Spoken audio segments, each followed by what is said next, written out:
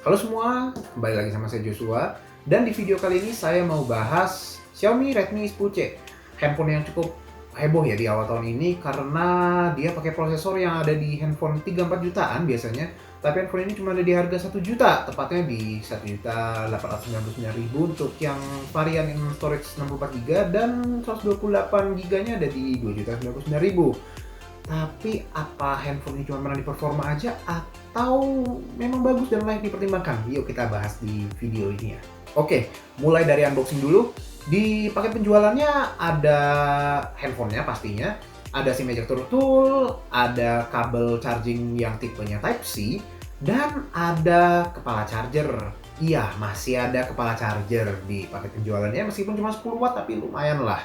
Tapi kalau buat pengguna setia Xiaomi yang dari dulu pakai Xiaomi mungkin nyadar kalau di paket penjualan ini nggak ada silicone case dan nggak ada screen protector. Jadi kalian harus beli dua itu secara terpisah, tapi ya lumayan lah untuk tahun 2022 masih bisa dimengerti lah. Nah, untuk port-portsnya di bagian atas handphone ini ada 3,5 mm headphone jack. Iya, masih ada headphone jack di handphone ini. Untuk sebelah kanan ada volume up and down serta power button. Di bagian bawah ada mikrofon, port USB Type-C, dan speaker grill. Dan mikrofonnya cuma ada satu ya di handphone ini, tapi nanti kita cek pas perekaman kira-kira gimana suaranya. Dan di sebelah kiri ada SIM card tray yang konfigurasinya 3 ya, jadi ada 2 nano SIM dan 1 microSD. Lalu untuk bagian desain belakang, ini didominasi sama kotak hitam glossy yang gede banget ya, yang ngelilingin si kameranya ini. Saya sebenarnya suka overall karena kalau tanpa si kotak besar ini mirip banget sama pendahulunya yaitu Redmi 9C, karena belakangnya ini polos banget dan bener-bener plastiknya itu nggak ada tekstur yang mengkilap, nggak ada apapun, cuma ada garis-garis doang, tapi bahannya bener-bener plastik dan kelihatan banget plastiknya. Jadi kalau tanpa si hitam gede ini, handphonenya kelihatan menurut saya kurang berkarakter. Dan juga meskipun nggak banyak gunanya sebenarnya selain dari desain doang, tapi di dalam kotak hitam besar ini ada fingerprint sensor juga. Dan overall saya suka bagian belakangnya kelihatan beda, dan kalau saya mau bilang kelihatan mirip sama awannya yang warna kuning itu ya.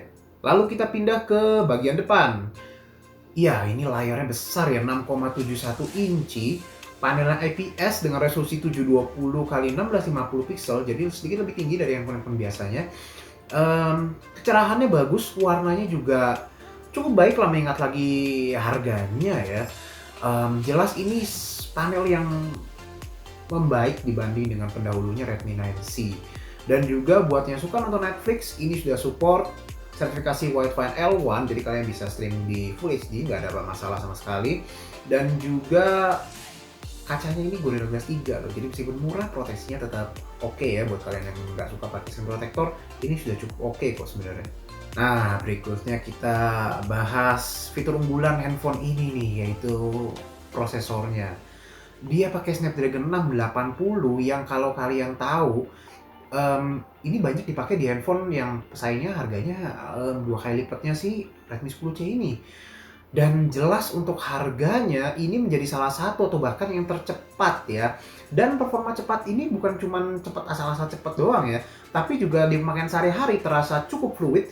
Dan dengan UFS 2.2 karena memang pakai Snapdragon 680 ini, dia buka aplikasi tuh rasa responsif dan cepet lah kalau dibanding sama yang harganya tuh jauh. Kadang kalau kita bandingkan dengan yang merek-merek sebelah, pesaing-pesaing terdekatnya ini bisa buka aplikasi mungkin dalam 2-3 detik, ini buka 1-2 detik sudah jalan. Jadi memang kenceng banget dan performanya stabil. Seperti kalian bisa lihat di benchmark ya. Dan juga pada saat saya main Genshin Impact selama 30 menit, saya nggak ngerasa handphone ini panas yang mengganggu. Jadi cuma anget-anget aja, dan ini cukup impresif. Dan sekali lagi saya bisa bilang Xiaomi good job banget untuk yang sektor performa ini. Dan saya nggak ada komplain sama sekali, dan saya yakin pada penggunanya juga nggak ada yang komplain untuk masalah performa. Dan juga karena prosesor Snapdragon 680-nya ini tentunya ISP yang dibusung juga memberikan dampak positif ya untuk kameranya, karena 680 ini kan prosesor mid range dan ini dia bersaing dengan handphone-handphone lain dengan ISP kelas entry level. Jadi dipadukan dengan sensor 50 megapiksel f1.8 yang baru, jelas handphone ini memberikan pengalaman penggunaan kamera dan hasil foto dan perekaman yang bisa sangat bersaing dengan handphone-handphone di kelas harganya. Kalau saya bisa komplain untuk kamera ini cuma ada satu-satunya kamera, jadi nggak ada ultra wide. Dan untuk berikutnya mungkin Xiaomi bisa nggak ya nambahin kamera ultra wide. Oke, ini hasil perekamannya di Full HD 30 fps. Sekarang jam 10 pagi. Bagus ya kualitasnya ya. Kita ambil gini juga ya, fokusnya lumayan, stabilisasinya juga lumayan.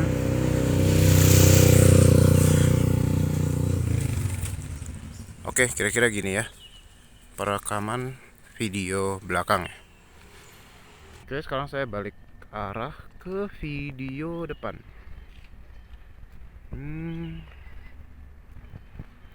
Tetap bagus loh ini loh buat kelas harganya. Nah, kalau mikrofonnya gimana kalian dengar? Karena ini handphone cuman punya satu mikrofon ya, jadi nggak kiri kanan nih suaranya harusnya. Oke, coba kalian nilai sendiri ya. Oke, sekarang udah jam 7 kurang 10. Udah ada suara azan ya. Nah, ini perekamannya kalau malam. Kita datang ke bunga yang sama.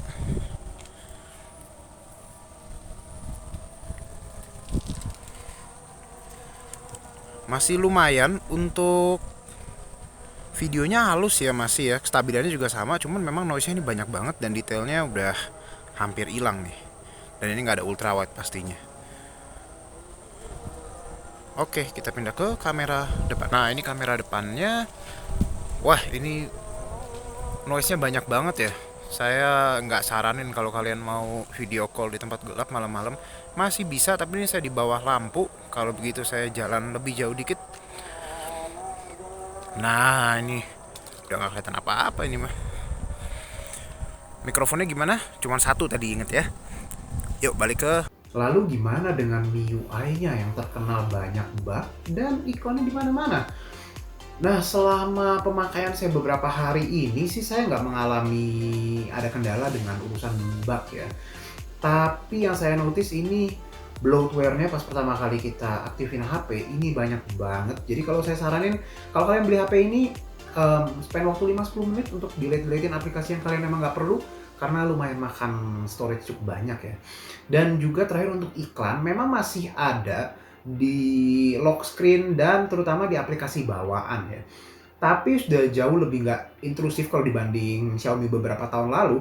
Dan juga kalau kalian tahu sebenarnya cara menonaktifkan iklan, ini nggak terlalu susah kok dan cuma butuh beberapa menit aja untuk nonaktifin iklannya. Dan terakhir untuk masalah baterai, dengan baterai 5000 mAh ini saya merasakan endurance-nya cukup impresif ya. Dengan pemakaian normal yang banyak di multimedia, kalau saya handphone ini bisa dapat sinar time sekitar 8 sampai 9 jam dan ini secara konsisten ya. Bahkan kalau kita airplane mode ini bisa sampai di atas 10 jam. Jadi nggak masalah untuk kalian penggunaan yang cukup berat, bisa bertahan 1 hari, dan kalau makan ringan bisa bertahan mungkin sampai 2 hari bahkan. Nah, tapi catatan yang penting untuk handphone ini, chargingnya lama sekali. Dengan charger bawaan 10 watt ini saya dapat di 3,5 jam sampai penuh, dari 0 sampai penuh kurang lebih di 3,5 jam. Dan kalau kita pakai charger Xiaomi yang 18 watt, karena sebenarnya handphone ini support 18 watt, saya bisa dapat di 2 jam lebih sedikit. Jadi tetap waktu yang sangat lama. Dan kalau kalian ingin yang lebih cepat, ya satu-satunya option yang dari Xiaomi adalah kalian lompat ke Xiaomi Redmi Note 11. Dan ini juga masuk ke kesimpulan ya. handphone ini jelas rekomendasi untuk harga 2 juta lebih kurang sedikit karena dia punya performance yang best in class, layar yang gede, dan build quality yang solid loh sebenarnya meskipun nggak kerasa premium, dan kamera juga yang jelas bersaing di kelasnya. Tapi saya lebih saranin ambil varian yang 64GB ya, karena saya ngerasa lebih worth it. Oke, jadi sekian dulu review saya tentang Redmi 10C. Like kalau kalian suka, dislike kalau kalian nggak suka, dan tulis kolom komentar di bawah ya pendapat kalian tentang Redmi 10C ini. And see you guys in the next video. Bye bye.